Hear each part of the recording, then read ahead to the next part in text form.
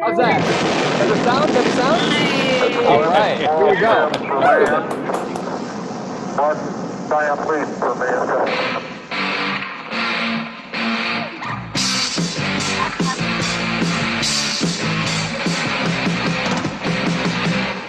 Welcome to the Rotary Club of Edina. And get forward. I'm your host, Josh Sprague, proud president of the #1 club in the universe. I'd like to extend a special welcome to all our Zoomers from all stripes, all ages, from the club, from anyone visiting Rotarians, any guests tuning in today. We have a great program for you, and look forward to sharing our great speaker, Gerry Norton, with you here today. Let me get back to our screen share here in one sec. So before we start today, a few tips. Please mute your audio during our presentations. If you can, if your name's not displaying correctly, if you go on the participants list, you can rename yourself so we know who we're Zooming with. We're gonna ask questions today and make comments in the chat. And during Q&A, you can raise your hand, or I think what's better is maybe put your questions into the chat stream, and then I'll verbalize those to Gerry so he can ask them at the proper time. And now I have a very special treat for you. You know, this year's theme, this year's motto is Rotary Connects the World, which is now more important than ever in the midst of this pandemic. And we have a very special message from another Brookshire co-employee and our membership director, Royce Pavelka, on what Rotary Connects the World means to him.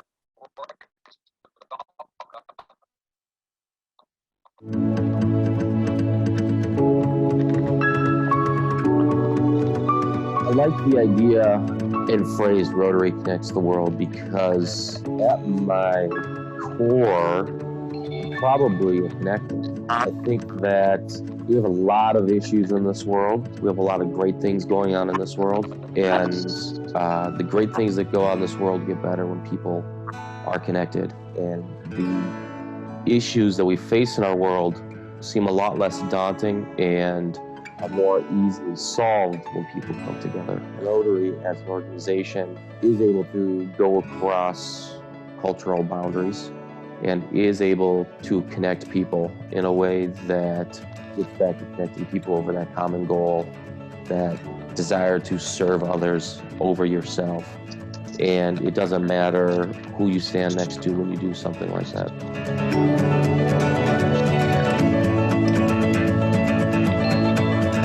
For Royce. Yeah. Way to go, Royce. Well, what Royce is talking about is service above self. And it's been so amazing to me to watch our organization pivot so quickly with everything that's going on. And we just received a very important letter with respect to one of those service pivots that we made when we made a donation to the school district of Edina COVID-19 meal fund. I just want to share that letter with you today. Dear Edina Rotary, thank you for your donation to the meal fund COVID-19 response. With your help, we reached our goal of $75,000 and distributed over 7,000 dinner meals over the past month to families in our community, the Edina community. Please know that needs for Edina students and families will continue to emerge. Thank you for your continued commitment to being ready for what's next. Be well, Kathy Rendelman, Executive Director, the Edina Education Fund. And with that thought, I'd now like to invite past President Ann Platt to lead us in the invocation, the Pledge of Allegiance, and the four-way test. Ann? Thanks, Josh. First of all, I'd like to congratulate Josh. I don't know if I know I couldn't have been president this year dealing with all the pandemic, and we thank goodness we have somebody who's technologically competent to help us out. Today is National Day of Prayer, and there have been some specific items that we are asked to pray for. So let's bow our heads. Let us pray for our government leaders. May these leaders, whether national, state, or local, have the wisdom to do what is right for both our safety and the nation's economy. Let us pray for our healthcare workers who have worked long shifts, braved dangerous environments to care for those suffering from the virus. Let us pray for their safety and the safety of their families.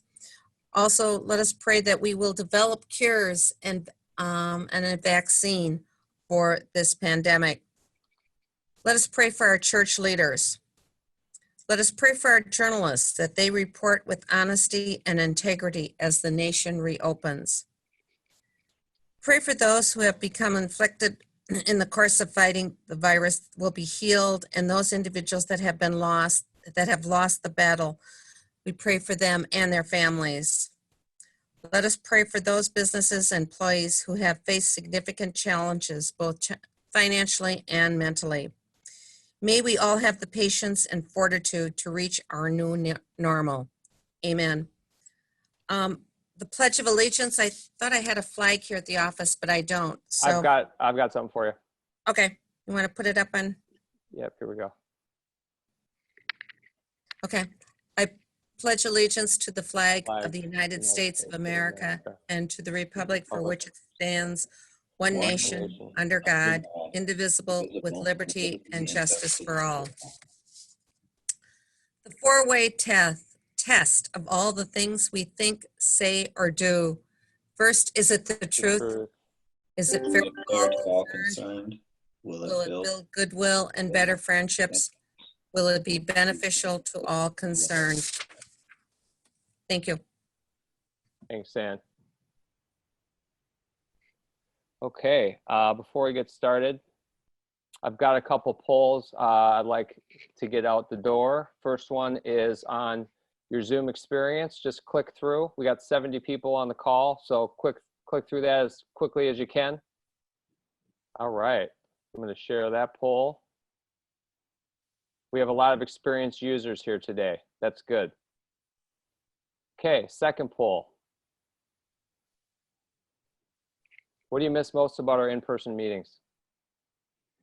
Food, fellowship, program announcements, or Gordy's interruptions?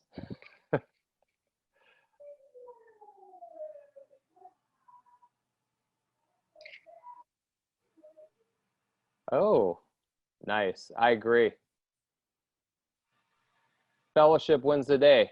Gordy's interruption, a close second. Okay, great. And then the last one is... Hi, Gordy. The last one is this one. Have you seen the flowers in bloom under our clock at Centennial Lakes Park? The new member class planted bulbs there last fall, and they look marvelous.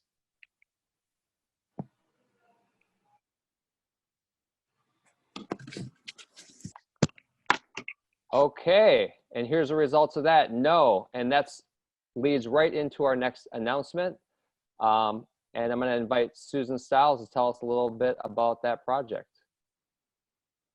Hi, everybody. Welcome to our noon Rotary meeting via Zoom. Thank you, Josh, for managing all of this for us so that we can all at least have a little bit of a feeling of fellowship. So our new member group last year, we took on the task of beautifying the garden around our clock down at Centennial Lakes. And so the first phase was a year ago, it was a little more than a year ago, it was May. And we planted some perennials and we also planted annuals, and it was quite lovely. And then in the fall, a group went and planted a lot of daffodil bulbs. I want to say it was like, Jen, was it about 500? It was a lot of daffodil bulbs. And they're coming up, and you can see that this looks great. So the nice part of this is that every spring, these daffodils will continue to multiply and fill out, and it'll look really nice. Additionally, if you look really close, you'll see that some of our perennials are coming up as well. So the next phase is we'd love to get our new members this year, and we're targeting possibly May 17th and do some social distancing gardening to add some more perennials and annuals to continue to make this garden look great over the next several years. So I will get more information out on that for those that want to join us at Centennial Lakes with a shovel. Bring a shovel, bring gloves, wear a mask, and we'll continue to work on our garden. Thanks, Susan. You've got another announcement for us. I do. Do you have a slide for me or no? Yep, Yeah. TRF. Okay. So Just an update on the Rotary Foundation campaign this year. As of yesterday, we've now raised just over $114,000 from our club. Our goal originally was 100,000, so we've surpassed our financial goal. The 114,000 represents about 89 members contributing. Just to put it in perspective, last year, our last fiscal year, 2018-2019, we raised 128,000 and we had 155 members that contributed. So my ask is to get the rest of our group, it doesn't matter how much you contribute, just contribute and we can get our participation numbers up. And we've got almost 2 months to do that. So our campaign goes through June 30th of this year. Thank you all for joining us in our TRF Foundation giving. And just as a reminder, any donation to the Disaster Relief Fund will go towards your annual Paul Harris Fellow recognition. Mm-hmm. Susan, Yes. it's Toshi. I just sent it in check today. I know. Some of you have already told me that you've got stuff on the way, so I appreciate that. And it seems like it takes Chicago a week or two, more like 2 weeks, to actually get it documented in these reporting that they send me. So we're behind maybe a couple weeks in their reporting. Thanks again, Susan. Thank you.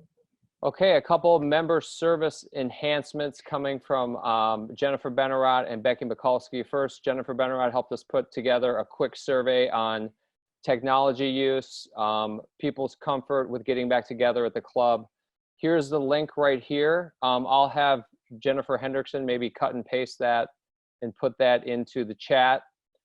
We also will be sending that out after today's meeting in a separate email in Club Runner. Please take a moment to fill that survey out so that we can give you the best services moving forward and make sure we're having you trained up on the technology that we're communicating with today. Secondly, we have a brand new text notification service.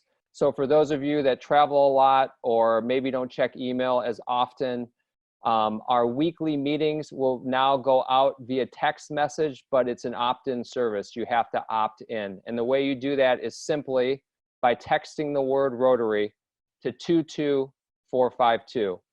We'll also send out an email on this. It'll be in the Barker, and we'll keep you posted on how enrollment is going. But anyone sign up for that yet?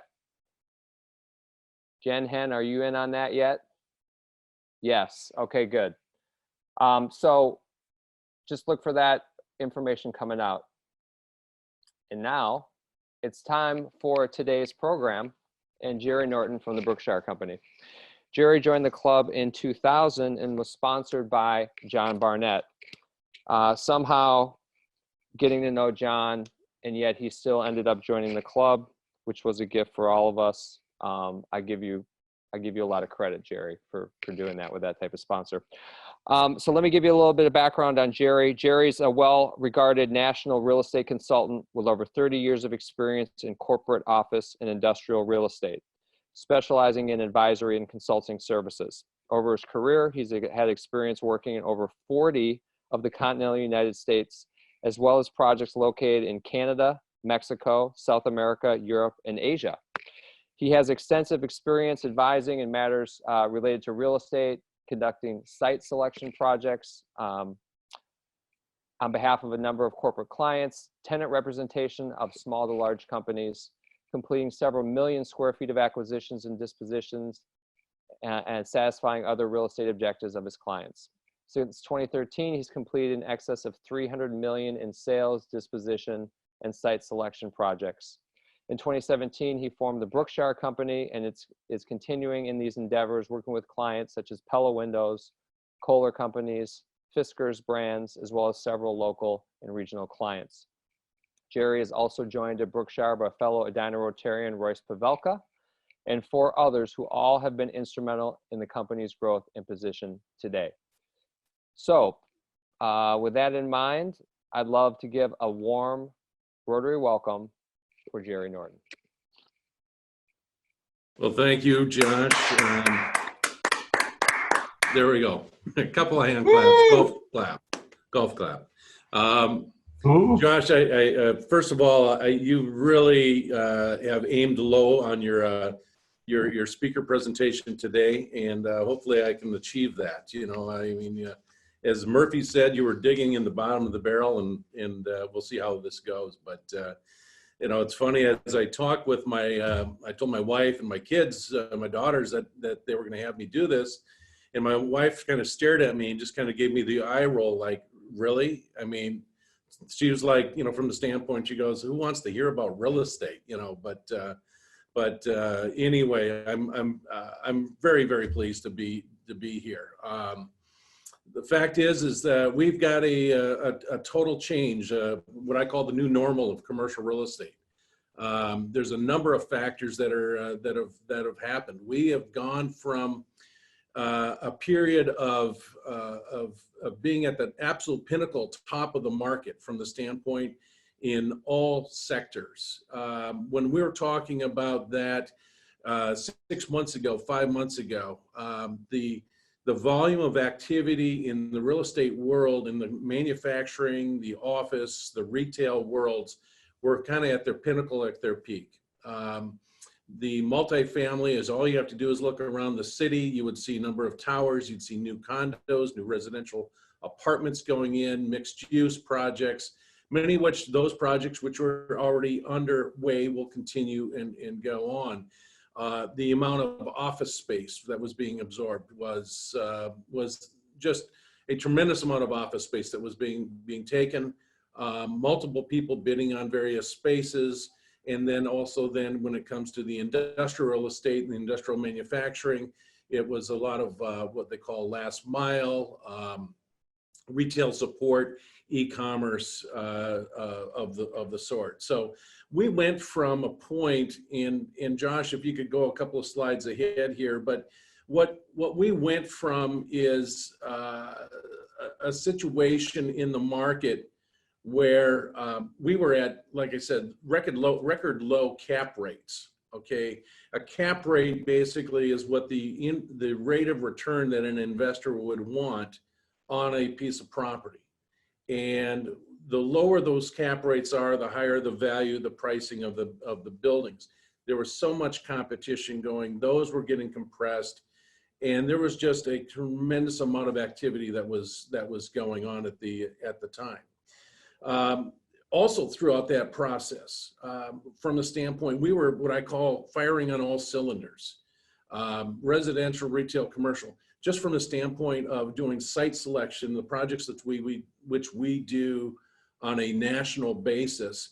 The big issue is trying to find labor. We have a gentleman on our team, Justin Erickson, who specializes in two aspects for us on our company.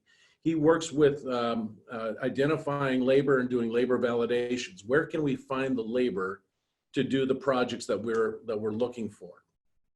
Second component of what he does is the economic incentives, and that is working with communities to find the best fit. What is the best fit for the company, the community, and to make a marriage of that really is something that goes beyond just the immediacy of the transaction. When we work with clients in these communities, we're looking for long-term relationships, and we're wanting to find things where it's communities in our. I guess it's the best way to say is what our mission is we like to see communities thrive and companies succeed. And by doing that, it's building long-term relationships.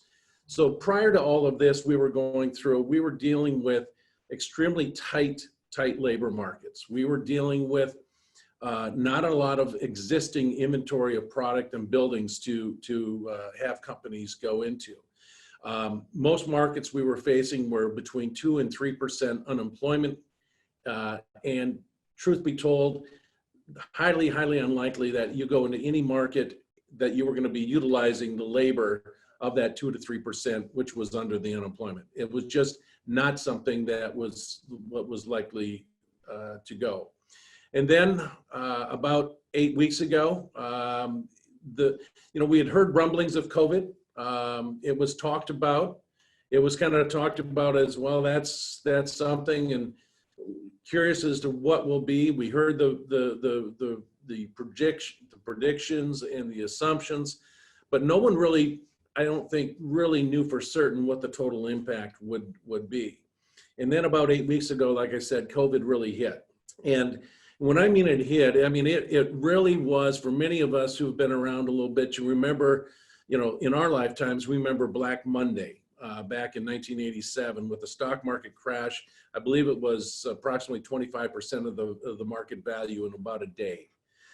You combine that with the fear and everything that happened around Y2K, and then you throw in 9/11, and then the economic collapse of 2008, 2009, all condensed into one event.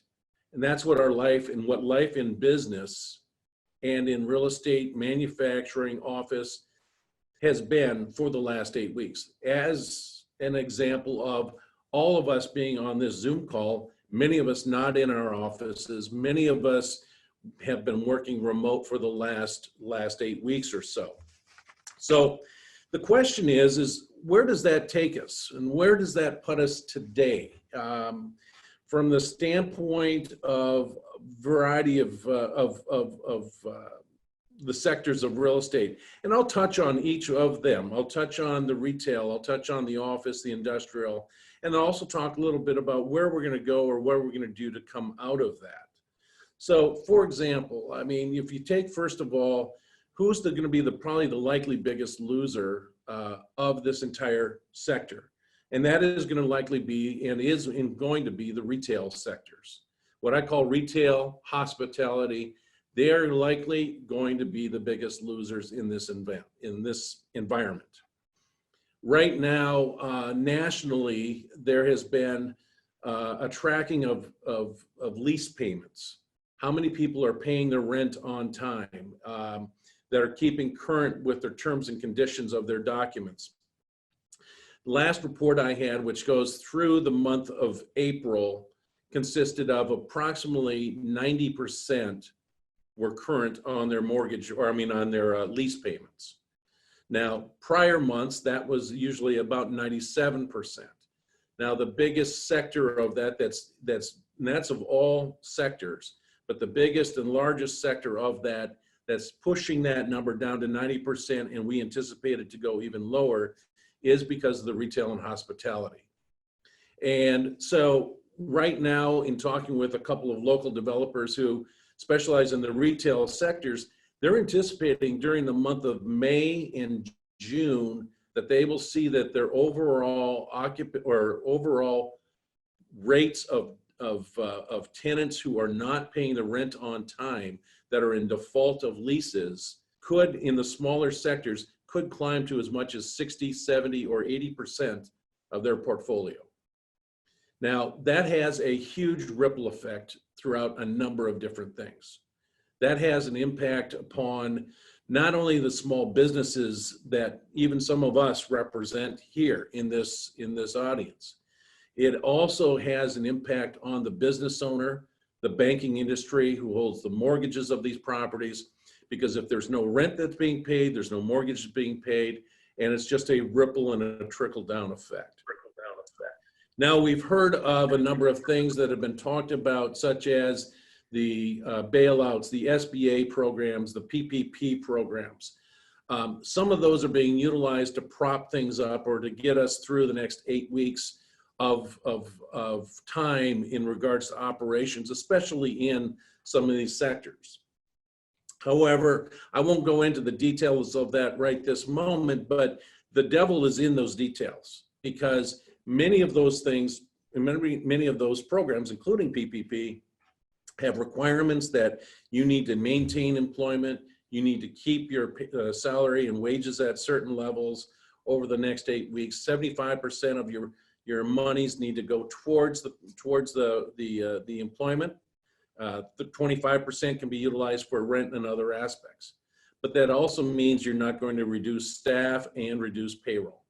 So where does that lie for those that are in the hospitality and the retail sectors? Think about the restaurants. Restaurants, for example, who that are definitely being impacted right now on this, even if and when they come back, they will only be able to come back at, say, a 25% to 50% level of their restaurant capacities, if and when. That will also mean the people in the backside of that restaurant, they won't need the number of chefs, the number of sous chefs, the number of line cooks, all of that, which also has an impact on those. So I would say definitely take a look at those programs. If they apply to you, use them. If they are something that has the issues that I mentioned, be very cautious, look into that. So that's just one aspect on it. I mentioned on here, I have a bullet point talking about inconsistency or inconsistent application and disproportionate impact of shutdowns. What I'm talking about there is we have seen a broad spectrum of that having where the likes of the Walmarts, the Targets, the Costcos, the large box retailers are all able to be yet open. Yet groups like in our Rotary Club of like a Peter's Billiards, for example, is not able to be open.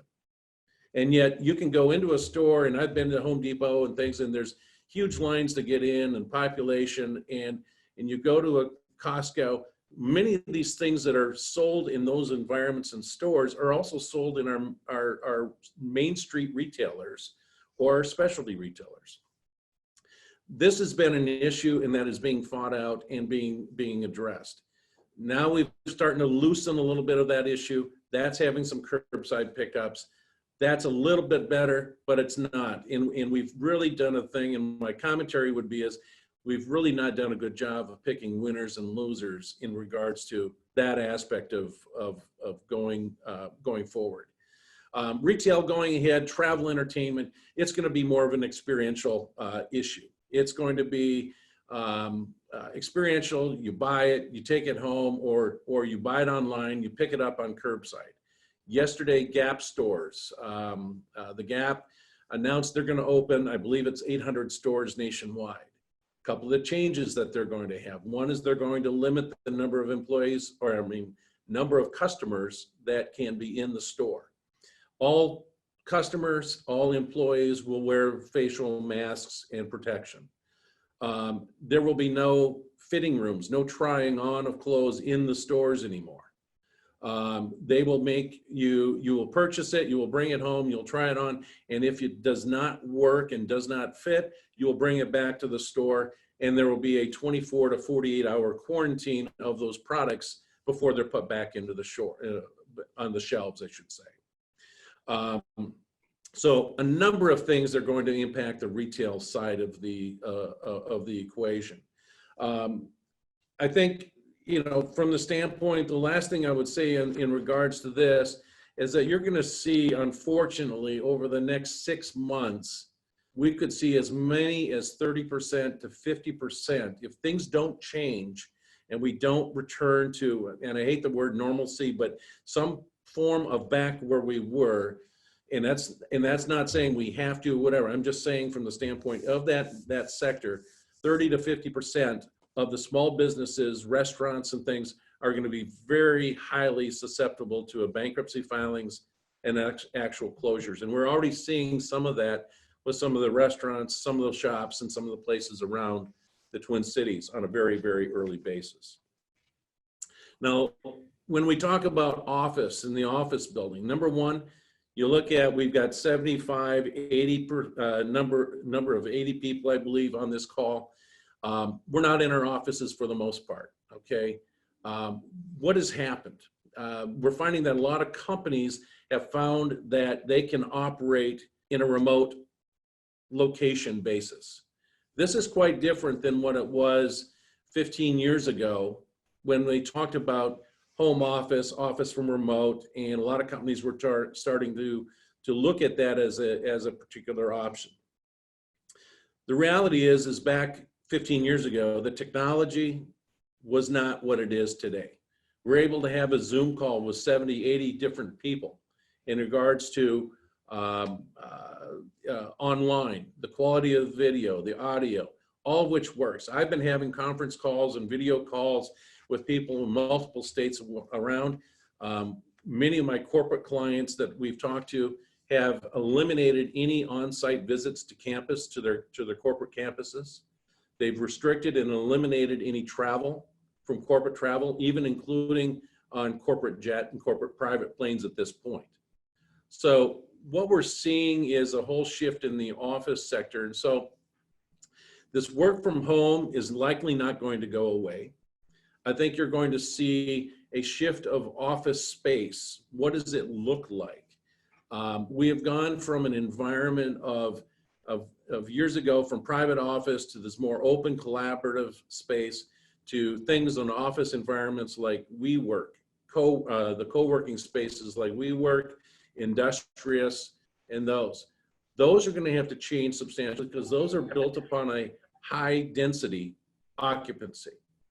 So some of the things that have been talked about in the office arena, what's going ahead or would be going ahead, are going to be the 6-foot spatial management. How do you manage and build out an office space, even a cubicle world, where you don't have people right on top of one another? Will we see a return of smaller office and some enclosed areas to provide protection for various employees? So a number of things that will happen in regards to this.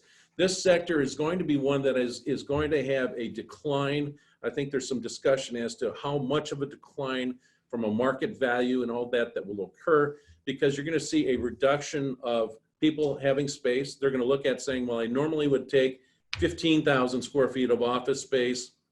Next time on the renewal, they may look at it and say, you know what, I think this department or these number of people can work remote. We'll have them come in when they need to.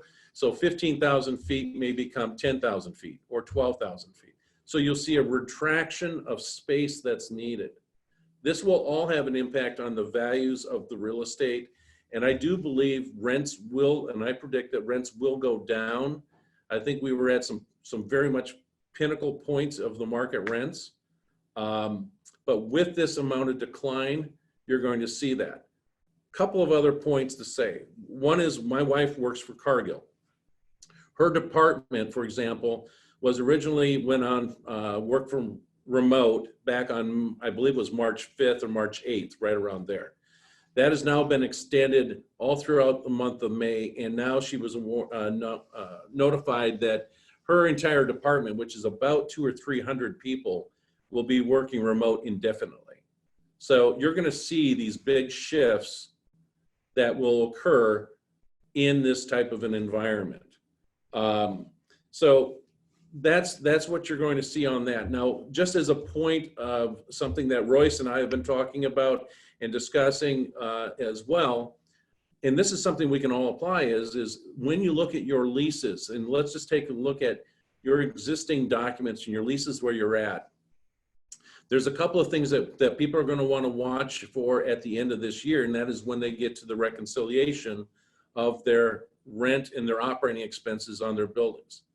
And think about the amenities and the services and all the things that you have not been able to participate in or utilize in your buildings today that may be still being included in the cost factors at the end of the year. So you're going to want to take a good look at what is being charged, how they're charging it, what happened during this period of time of COVID and during the shutdowns. Now, as we transition or move towards the industrial sector, I think the industrial sector is going to be one that is going to be the likely winner on all of this. And the reason being, I think you're going to see is the fact that manufacturing already was robust in America.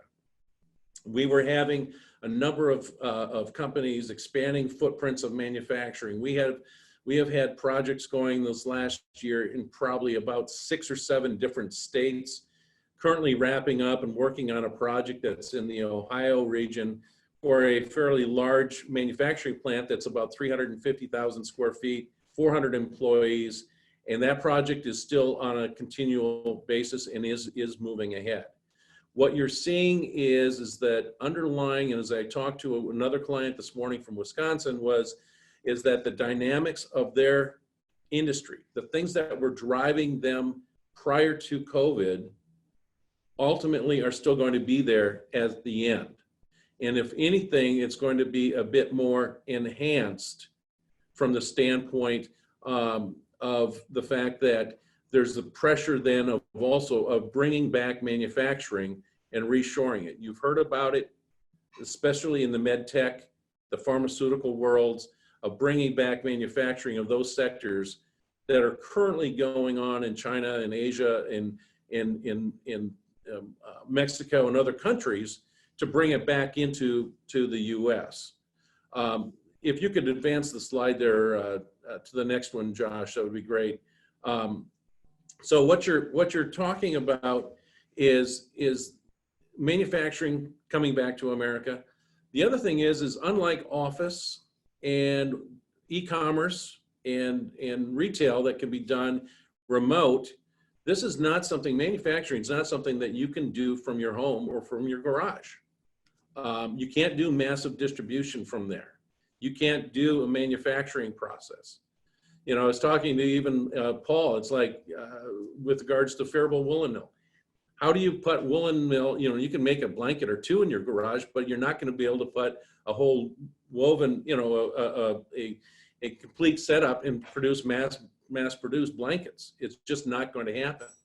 So from that standpoint, we are going to see manufacturing continue to grow. Talking about micro and macro plants, that's where we've been talking with a number of our groups as well about bringing things back to the US, but then also from a manufacturing perspective, having multiple locations around the US for their manufacturing, not only to help prevent, you know, for in the event of pandemics or orders of shutdown, but for events such as tornadoes, fires. If you have a major disruption in a plant, it's easier to address that if you have multiple plants around the country to rebalance your manufacturing portfolio. If you have a major plant in one market and that's hit, you have a very strong, you have a very impactful item to your bottom line, and it could take you out of the manufacturing sector for some time, depending on the severity of the damage. So things that are going to happen also in the industrial sector. I won't get into a lot of it. It'll bore everyone to death, but just the layout impact of social distancing on the plant. What's going to happen? How do you manufacture something in a line production, whether you're manufacturing windows or you're manufacturing widgets, in a place where you're keeping people a minimum 6 feet plus apart? You're going to see, the other thing that I think you're going to see that will impact that is just the entire environment of safety and just the whole process of, there are times in that manufacturing process, handoffs are one-to-one. So it's going to be a situation getting used to working in an environment through this when you can utilize gear, the PPE products, all of those types of things, even while doing your manufacturing process. Logistics, warehousing, all of that, e-commerce is going to be continued growth. I'm sure we're all ordering more and more things online, having them delivered to your house. That's not going away. That's going to continue on. And you will also begin to see even more and more of that with the fact of, like I said, on the retail being a shift in regards to more of an e-commerce and more experiential type situation. So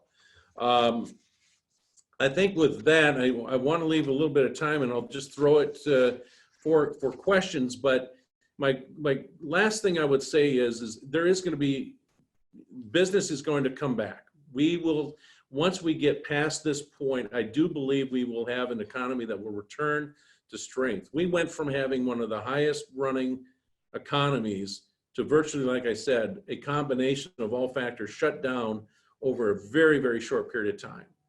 And the question will be is when we come out, how fast we'll come out. I do believe that we will. I believe that it will be a strong recovery. I'm hoping for sooner than later. But but this is a situation that we will all make through on that. So with that, I'll just throw it to Josh. If you've got some questions, I'd be more than willing to try to answer them. And if I can't, I'll knock on the wall and have Royce come in here and make him answer them. So We got about 7 or 8 minutes for questions. I'll lead off with one, and then if you either raise your hand in the participants list, maybe that's the easiest way to do it, and we can get a live feed and go back to our faces for a second here. So if you're in the participant list, go ahead and raise your hand if you want to ask a question. I'm going to start off with one. So you have the winners and losers in terms of sectors. What about in terms of regions and like of the United States, and where does Minnesota fall in all this? Are we going to be better off? Are we strong in the industrial sector? Will we become a bigger distribution hub, more manufacturing, more agriculture, or how are we positioned as a state? good question, Josh. And I think from the standpoint of our positioning as a state, I think we'll continue to be strong in the sectors of let's say the medical device and the med tech sectors and things. What you'll typically see, and as I described economic development groups that I present to or I meet with, throughout the Midwest, is that for products that are made that are, let's say, that are a higher margin product, that there is a bigger or a larger profit margin or ability to do, will continue to be manufactured and can be manufactured in an environment in these, in an upper Midwest state like Minnesota. As long as, especially even in the e-commerce sectors, things like that that can be shipped out via FedEx, UPS, it's a matter of zones and things that the way that those operations are set up on. So the higher margin items will definitely be.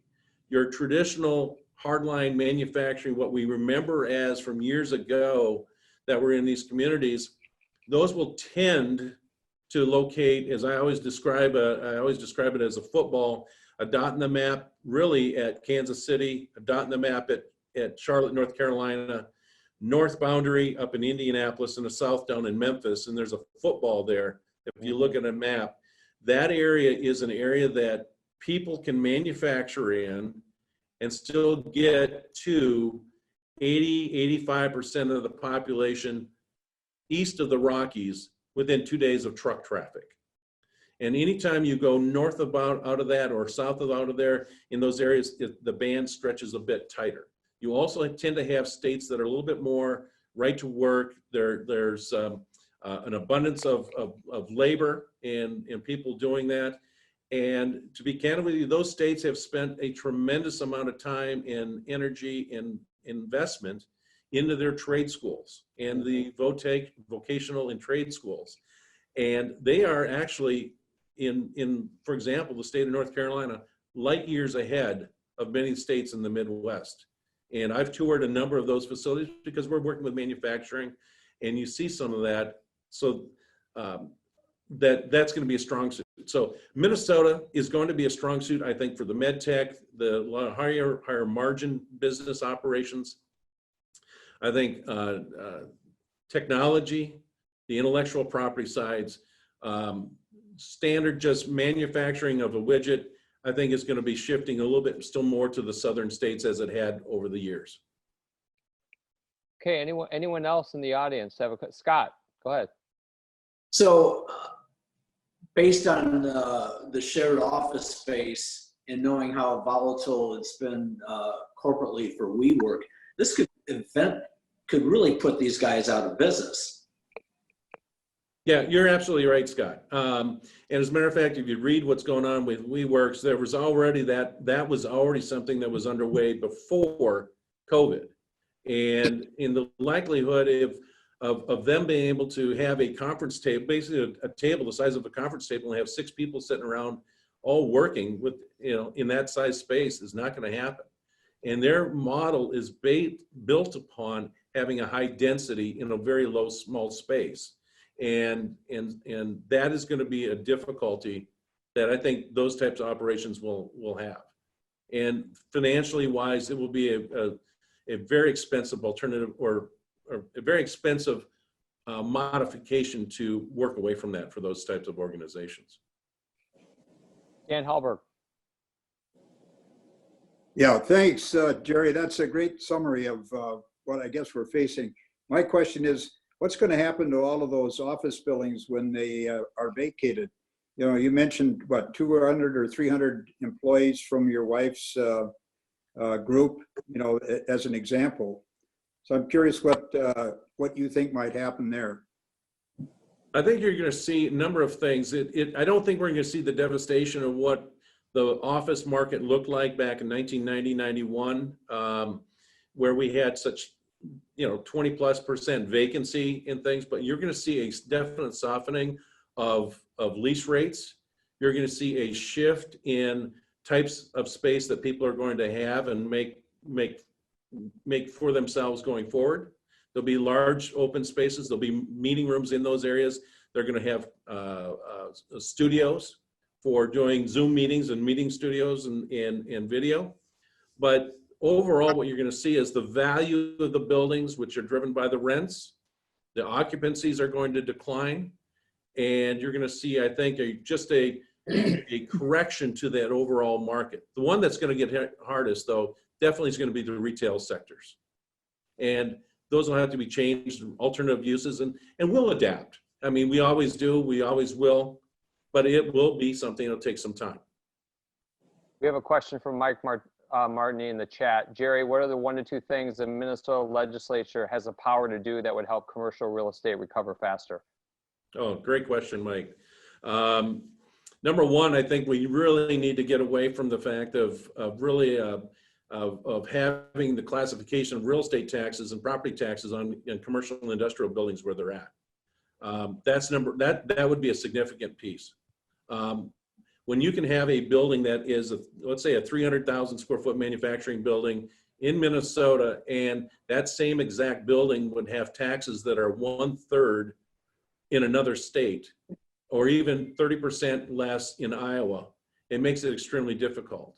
The state has come a long way on other aspects of that, but I think that is an absolute number one item. I think would be something to do. I think the other thing is just to look at it and from a legislative standpoint, either party doesn't matter, but they've got to realize the attitude of many of them, and I've heard is really in talking with them is the perception is buildings don't vote. And the reality is buildings do vote. It's everybody that's inside that building is an employee. And there's this aspect of, it's them. We're going to stick it to them. It's not me. Reality is if it's cost of doing business, the payroll taxes, the cost of property tax, the taxes, of corporate income tax, all these things affect everybody all the way through the entire organization, from top all the way down to the warehouse people and people that are working the lines of production. So we got to become a bit more friendly and receptive to the business climate, is what I would say. And I think we also need to be a little bit more receptive in the state to what I call pay as you go, or basically if a business is coming here, to be a little bit more open to saying, hey, what is it that they're bringing to the community? Number of jobs, the payroll taxes, the housing that they're going to buy, all this growth and all this benefit is kind of ignored. And we need to find a way to get that accounted for. And even if that means providing an inducement or incentive to a company to come in, that does not mean that's corporate welfare. If it's a pay-as-you-go type program, that is something that induces and creates a lot of economic value, and there is an economic ripple effect of that. We have about 30 seconds. Renee wants to know how working at home will affect workers' comp and liability insurance. I'm not certain what the impacts. That'd be a great question for to have Hatzing, come in and do a whole topic in regards to, or some of our other insurance brokers in regards to that. But I do think that, I remember when I first started my business and I did have an office at home, one of the things that we talked about was, what about customers that come to your home? What about people and all that are dropping in, and from a liability perspective? And of course, they were probably trying to sell me an umbrella policy, but that's another story. But it is something that needs to be considered from that standpoint as well. But I'm probably not the best person to answer that question. Renee has some other questions. Renee, I think you have to follow up with Gerry after the Zoom. We're running out of time. Paul Moody says, will oil change prices go down at Grandview? Will oil change prices affect the rates at Grandview? Tim Murphy. I think that's Tim Murphy, and I think the answer is no, but. He's shaking his head. Oh, well, Gerry, thank you so much. I'm gonna hand it over to Katie Campbell. Okay. Hi there, everybody. Can you hear me? Yes. Yeah, okay, sorry. I'm new to this too. Gerry, thank you so very much for coloring in the lines on the situation of the new normal, which we've all wondered about. Very sobering, but a little bit hopeful. And one of the things I enjoyed was how you, a new image to me was the football concept in terms of manufacturing. And well, go Gophers, good way to bring that in. I know you're a big Gopher fan. So today, in honor of your presentation, we want to recognize you. As you know, Rotary is a global network of 1.2 million neighbors, friends, leaders, and problem solvers who see a world where people unite and take action to create lasting change. From literacy and peace to water and health, we're always working to better our world, and we stay committed to the end. In honor of your presentation today, Gerry Norton,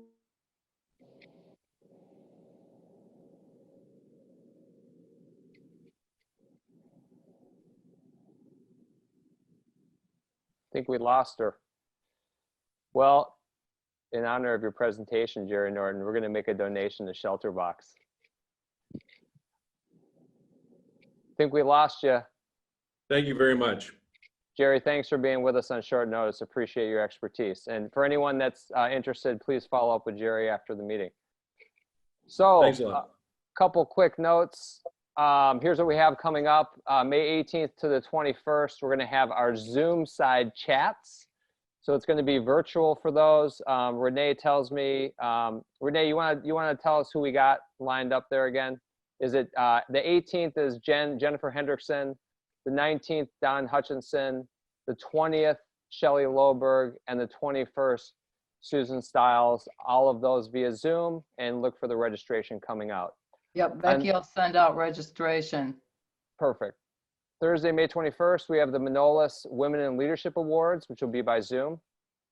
May 28th, we're going to have a speaker from the Office of Technology Commercialization. That's people affiliated with the Discovery Nexus Center. We won't be going to the Nexus Center this year. It'll be next spring, but we will be getting a speaker to talk about how the U of M is commercializing and helping people commercialize their technology innovations. Then on Wednesday, June 3rd, we'll have our next Rotary Happy Hour at the Mez or by Zoom. Again, TBA based on the governor's orders. And then finally, if everything goes well, we may be meeting in person Thursday, June 4th for Stevie Ray at Edina Country Club. Again, as with everything right now, it's week by week, and we'll keep you informed. So today's closing quote comes from Louis Glickman, a widely known real estate investor and philanthropist from New York City, who died at the ripe old age of 94. Mr. Glickman was mostly famous for his real estate investments in Manhattan, including his near teardown and purchase of Carnegie Hall. Here's what he had to say about real estate. The best investment on earth is earth. So they're not making any more of it. As you go about your week, remember that together we see a world where people unite and take action to create lasting change across the globe, in our communities, and in ourselves, as Rotary pursues its mission to connect the world in meaningful ways. Be safe and be well, and we'll see you next week. Meeting adjourned.